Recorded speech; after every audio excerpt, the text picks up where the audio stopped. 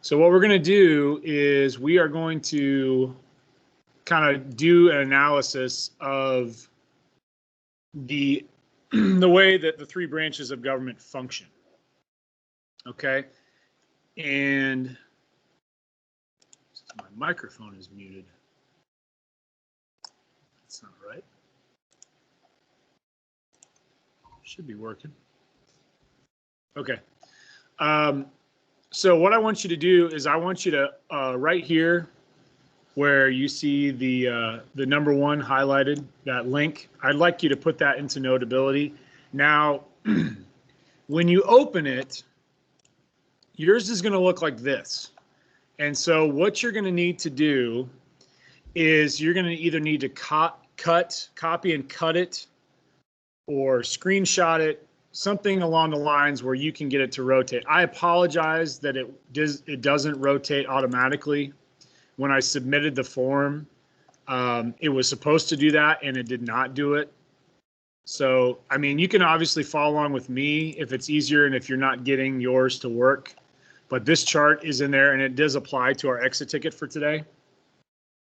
And so what we're going to do is we're going to kind of break down the analysis of how the three branches work in terms of their, and really what this chart does is it presents checks and balances and separation of powers together in understanding how government kind of functions. And these two concepts, checks and balances and separation of powers, are really the essence of our second standard, which is about how government functions, okay? So we're going to start looking at this because this is going to tell us a lot about, you know, the qualifications, expectations, makeup, and characteristics of each branch. Now, this is pretty much a standard that has been the same from the very beginning when the government was created. The only exception that you need to be aware of here are the fact that we have more members of the House of Representatives and more senators that we did originally because we have far more states than we did originally, okay? And as the number of states grew, the number of representatives that were allocated to each state and the number of senators that were provided to each state, that number would go up, okay? Now, the number 435 has not changed in a very long time. And as we kind of been mentioning, what that does is it causes a pretty large disparity between the number of people that each member of the House represents. And what I mean by that is, if we do a ratio of every representative per the population, it comes out to about 747,000 people. So nearly 750,000 people per representative if you take the overall, you know, U.S. population. And there has been a lot of people that have been seeing this as a concern because that's a huge disparity. And in reality, I don't know how you can truly say that one individual person in the House of Representatives can represent that many people. All right. And so there has been some talk about increasing this number, but I will tell you that it's not as big of an issue as you would think, because when they poll the American public and have them submit their opinions on the subject, only about 28 to 30% of Americans actually see this as a real issue. Okay. So again, these numbers have gone up over time throughout history, but this is not something where we've seen a recent change in the number of people in the House of Representatives as the population increases. And I think that when we look at the census data from this year, from 2020, and we see the growth of the country's population from 2010 to 2020, we're going to see obviously a consistent increase, and yet this number of representatives allocated out through apportionment is not going to change, okay? All right, so let's talk about legislative branch. So these branches are listed here in these charts in order as they appear in the Constitution. So the legislative branch is Article 1. The executive branch is Article 2, and the judicial branch is Article 3, okay? And this is the bulk of the Constitution. So it lays out the structure of each government, it lays out the qualifications, and it lays out the powers that each government possesses. So if we talk about the legislative branch, obviously we're talking about Congress. Okay, it's a bicameral legislature with 2 houses. Okay, if you are going to be in the House of Representatives, you have to be at least 25 years old. All right, a lot of people think that's really young to be a member of the House of Representatives, and I've not been aware of anyone who, by the time they turn 25, declares, I shall run for the House of Representatives, because I've been looking at this as a lifelong ambition. But we have had a fair number of representatives historically that have been in their 20s. Now, some people would argue that the younger you are, obviously, the less experience you have, but it's not out of the questions. But you have to be a representative 25 years old, and you have to have been a citizen for at least 7 years. You do not, unlike the president, you do not need to be a natural born citizen to run and serve in either house of Congress. Okay? 7 years is the minimum number of years you have to live in the United States to become a citizen in the first place if you're not born here. But you have to have been a citizen for 7 years to run as a member of the House of Representatives. Okay? So it's not, the presidency is the only position that requires you to be a natural born citizen. Sinead, you had a question? Yes. Is there something significant about 7 years, or is that just like a number they came up with? Yeah, well, the number of years in order to become a citizen has fluctuated over time. Originally it was 5. For a very short period, it was 14 when the Federalist Party was in power under John Adams, and there was a fear about the influence of immigrants coming to the country, especially from nations like France because of the revolution over there. But I don't really know the specifics as to why they made it 7 in terms of the number of years needed to be. I think in terms of citizenship, 7 means you've been in the country long enough to associate yourself with the day in and day out routines and understanding the government structure and the country structure altogether. And then 7 years of having been a citizen means that you've established yourself in the country long enough to understand. And really, it's not like, okay, the day I become a citizen, I'm running for the House of Representatives. 7 years means that it's a meaningful time for you to be in this country and be a citizen and understand the day in and day out operation you want to run for public. Cassidy? Why is there so many people in their 40s and 50s? In the House of Representatives? You could run in your 30s. You kind of cut out there. Were you asking why people in their 40s or 50s are running more than their 20s or 30s for office? Yes. I think a lot of it has to do with the fact that most people who run for public office in Congress have run for public office at the state level before that.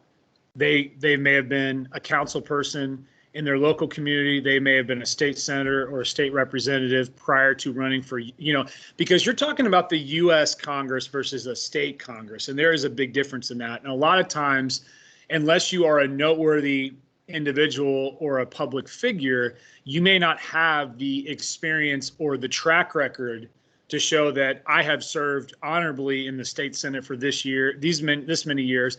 I have been able to be successful in these areas, and all in all, I'm someone who has extensive background to serve in this position. It's very similar to looking under the Supreme Court. The Supreme Court, there's no guidelines for age. There's no guidelines for eligibility in terms of, qualifications. You don't have to have a law degree. You don't have to be a judge. You don't have to be a lawyer. But all in all, everyone who's been picked for the Supreme Court has had impeccable qualifications for that role in some capacity. It's not just like they picked some random person.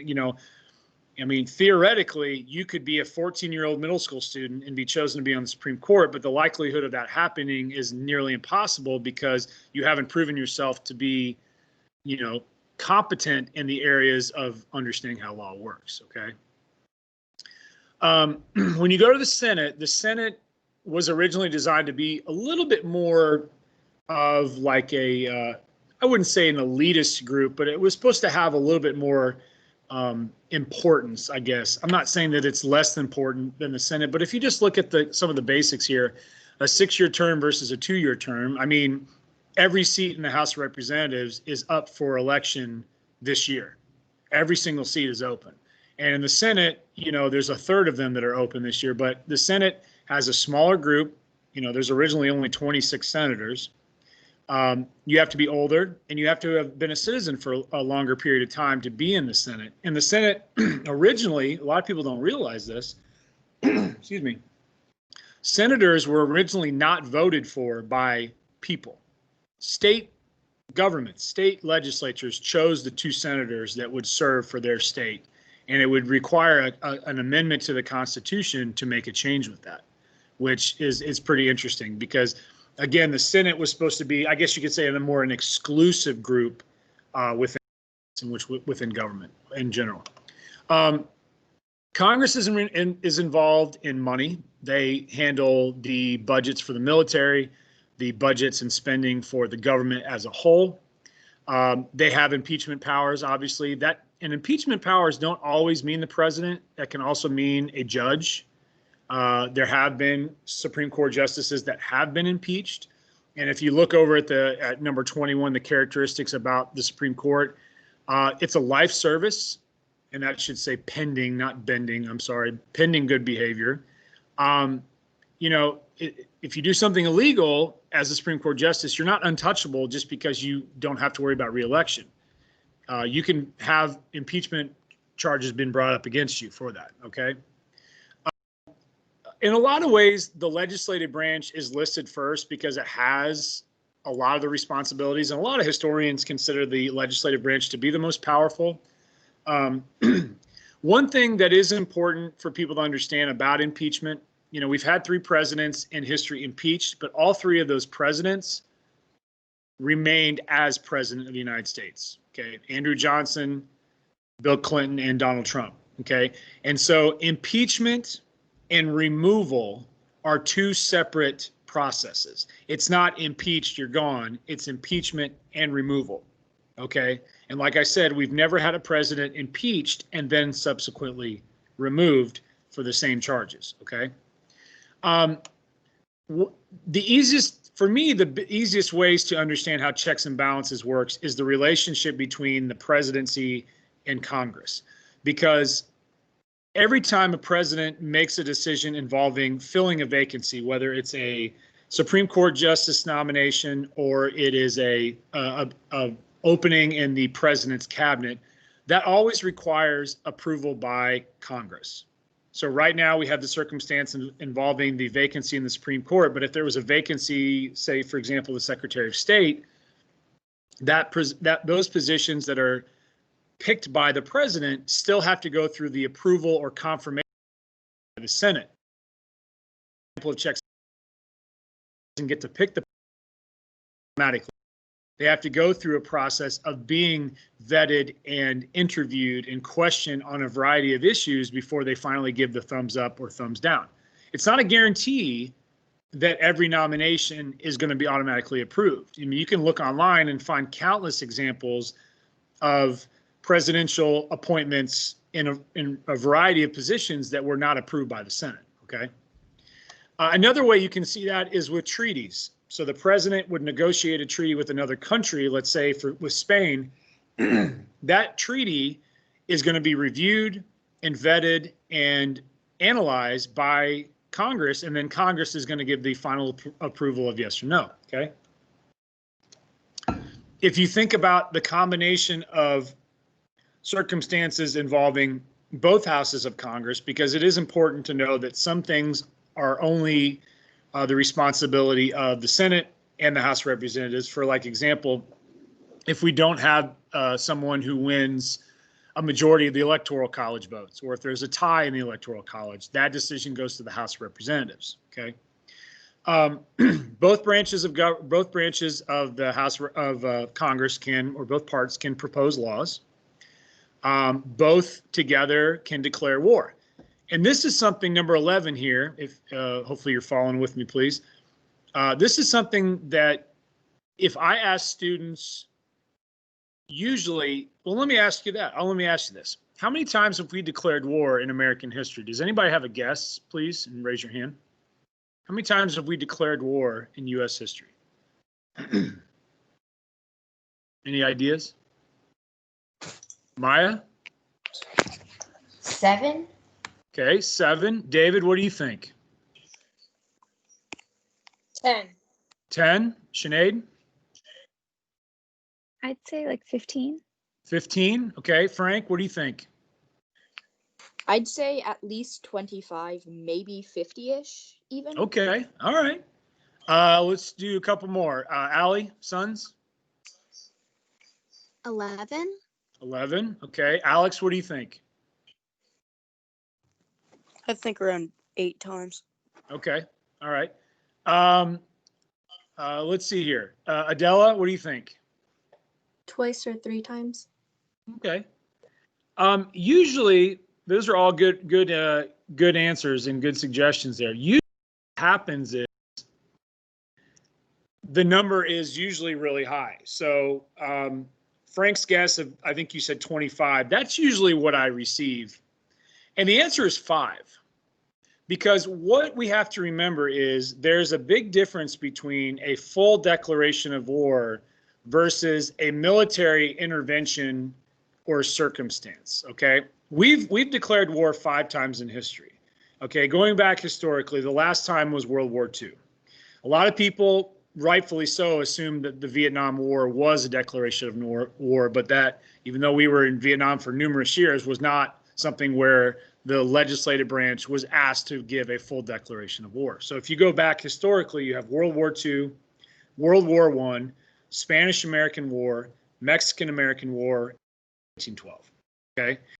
War was not a declaration of war because civil war by definition is a war between people of the same country. Even though you had a group of rebelling states that claimed to be a separate country, it's not considered to be that circumstance. And the American Revolution was a declaration of war before we officially gave ourselves the power to do that. We had declared war before we had structured the Articles of Confederation and such. Sam, do you have a question? I just saw your hand raising. Okay. I didn't wanna... forgot to. Oh, that's okay. That's all right. I didn't want to leave you hanging there, so no worries.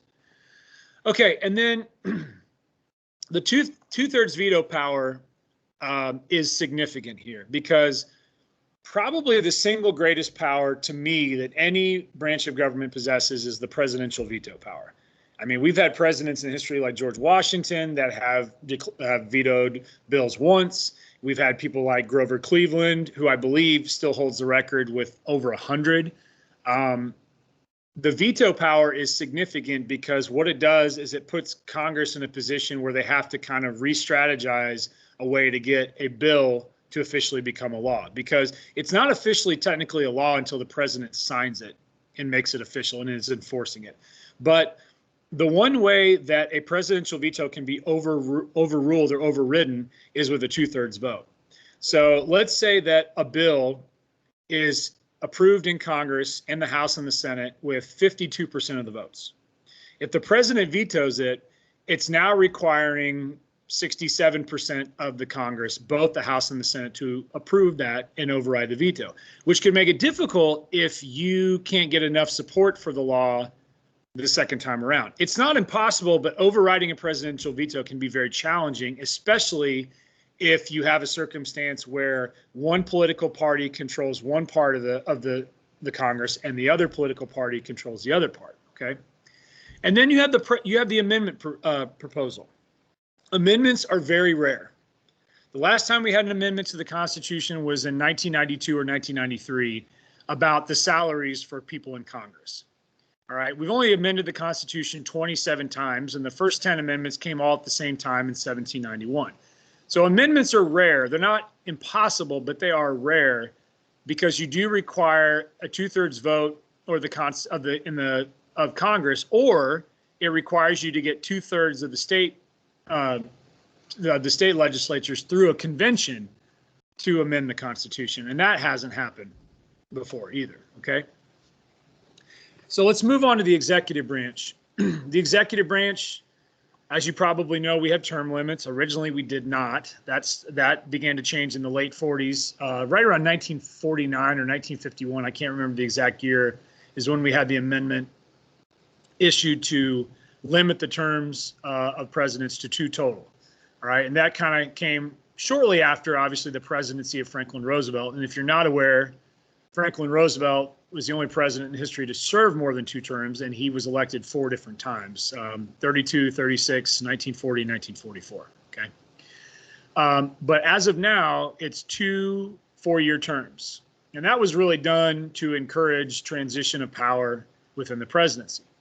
You have to be 35 years to be a president, 14-year resident, and unlike the other 2 branches, you have to be a natural-born U.S. citizen, which means you had to have been born in the United States and received your citizenship at birth, okay? And that's different than the House or the Senate, where you don't have to have that circumstance. As I mentioned earlier, probably the single greatest power, Ali, I see you just 1 second.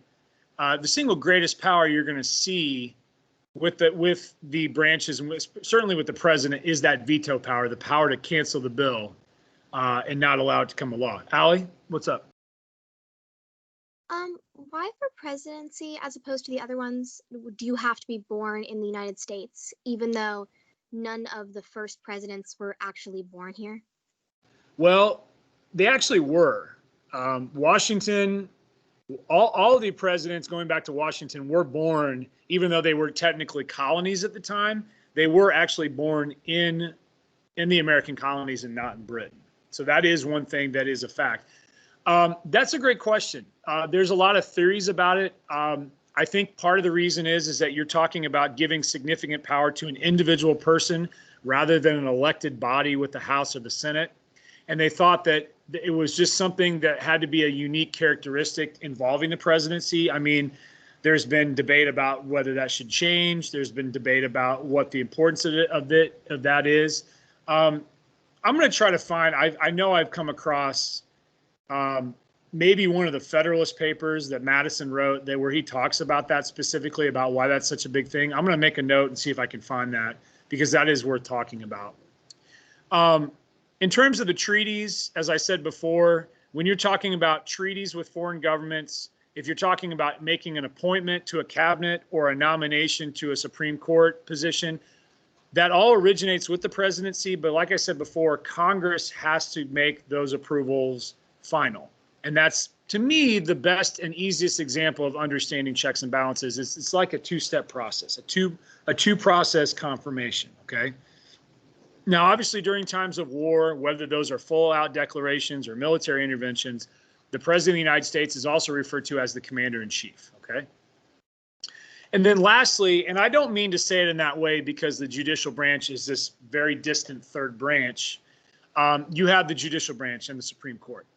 It is important, though, originally to know that early on in the history of our country, you had the legislative and the executive, and then kind of off in the distance was the judicial branch, primarily because the powers and responsibilities that the judicial branch has today that we all are aware of were not very well defined in the Constitution. Frank, I see you, just a second. And more or less what happened was we had a circumstance where, as crazy as this sounds, the Supreme Court basically gave themselves the power of reviewing cases and deciding if something violates the Constitution. Yes, Frank, go ahead. What's the differentiation between between a intervention war and why was that differentiation made? Like, what could they possibly need to do in a military intervention? Because, like you said, Sure. The Vietnam War was considered a military intervention, Right. which doesn't make much sense because Vietnam was a French colony just trying to fight for its independence. We just wanted to protect capitalism. That's a great question. Part of it has to do with the fact that if you have the legislative branch proclaiming a declaration of war, it means that the support for that war and the money, more specifically, that's going to be spent is pretty much going to be a question. It's going to be a non-issue. When you're talking about a military intervention, the president is required every 60 days to provide a report about the status of that military intervention, or the legislative branch can pull the funding for that situation. So with Vietnam, President Lyndon Johnson and then subsequently President Nixon, for a short period of time, had to provide up-to-date support in terms of the way that the military intervention was being used. So with Vietnam, there had to be every 60 days a report of basically justifying why they were being there and for what purpose. And, you know, as much as we look back at Vietnam and realize what the mistake was, the Congress evidently was supportive enough to provide the military funding that was needed, even though, you know, historically Vietnam is considered to be a terrible failure in terms of what was the goal of the United States being there. And obviously, it doesn't mean that every time we make a declaration of war, it's a unanimous decision. I mean, heck, with World War II, there was one lone member of Congress that voted against it, largely because they were considered a self-proclaimed pacifist and they didn't want the conflict to go forward, okay? We'll talk more about that later. With the Supreme Court, the big thing is that the Constitution is their guide to deciding on issues being constitutional or unconstitutional. So when Supreme Court makes a decision in a Supreme Court case and they give the validation for it, it's usually always referencing something. It could be that this case involves a circumstance violating the First Amendment of the Constitution, and they have to reference the reason why. Numbers 23 and 24, these are not as much of issues today. These were more historical issues because in the early nature of the history of the country, there was concern about territorial disputes and monetary disputes being so so large that they would need to have the Supreme Court intervene and make a decision to side with whichever state they felt was justified or correct. And then the Chief Justice will preside over the impeachment trial. Most recently, this was Chief Justice John Roberts in the impeachment trial of Donald Trump. And so the Chief Justice kind of makes himself being that legal scholar in that circumstance when they are issuing an impeachment situation. We will continue to talk about this, but this gives you a good overview of understanding just how the structure of the three branches in terms of checks and balances and separation of powers works. Okay, so we're going to go back to the course page for today, and let me talk a little bit about what we have going on here before we leave. The exit ticket for today is actually pretty straightforward. All I want you to do for today's exit ticket is to describe one checks and balances scenario involving the branches of government that you learned in class today. And you can use that chart, but I described numerous examples where we have one situation occurring in one other branch or both other branches checking that branch's power. So it has to be a situation where you're involving at least two branches, obviously, otherwise it's not checks and balances. For Monday, there is a reading I want you to do. Ideally, I would like you to have this done by noon on Monday. It's a really good reading that talks about the layers and layers of compromise that had to happen for this Constitution to be approved and to be, actually implemented. And that's something we're going to be talking about on Monday as well as we transition to getting into the Bill of Rights. So that reading is there posted for number 2, and the turn-in you can find directly in Notability, okay, from there. Next week, we are going to be transitioning to talk about the Bill of Rights, the first 10 amendments, what they represent, what they are. And we're also going to be using a good chunk of next week to discuss the election process, how it works. So we're not going to get into like the platforms of the between the political parties. My job is to make sure you understand how polling works, how these predictions are working, how the candidates become the nominees for the party, how the polling or the primaries work. What is the difference between you know, a safe state and a battleground state? What are the, you know, why are the candidates only going to certain states in the country? What is the electoral college? What's the popular vote? Because I want you to be aware and educated on that as we approach the election, which is just over a week away. Okay. So again, complete the exit ticket for today, describing one scenario, checks and balances, and please complete that reading by Monday on the idea of compromise and creating the Constitution. Okay. Hope you have a great weekend, and I will see you on Monday at noon. If you have any questions about anything, please feel free to send me a Canvas message. Okay. Talk to you soon. Thank you. Bye. Thank Bye. you. Thank you. Yep. Bye-bye.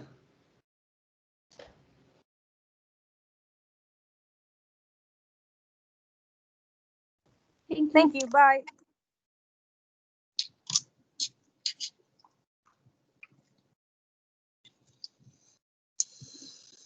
Mm.